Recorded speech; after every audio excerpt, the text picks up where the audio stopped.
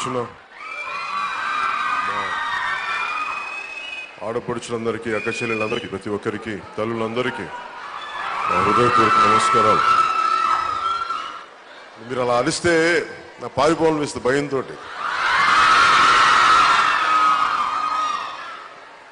జనసేన అక్క చెల్లెలతో పెరిగిన వాడిని, చిన్నమ్మలతో పెరిగిన వాడిని.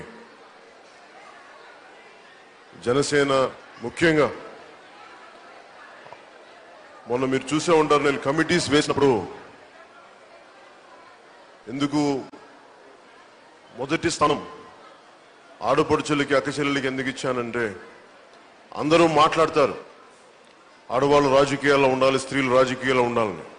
నేను మాట్లాడను, నేను మీకు అండగా ఉంటాను, చేసి పెడతాను మీకు. నేను మిగతా వాళ్ళలాగా అలాగే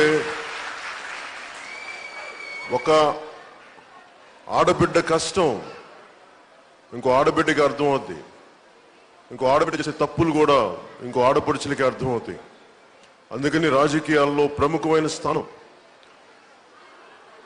3 వంతుల్లో కనీసం 1/3 వంతు, 3వ భాగం ఆడపడుచులు ఉండాలి చట్టసభల్లో అంటానికి.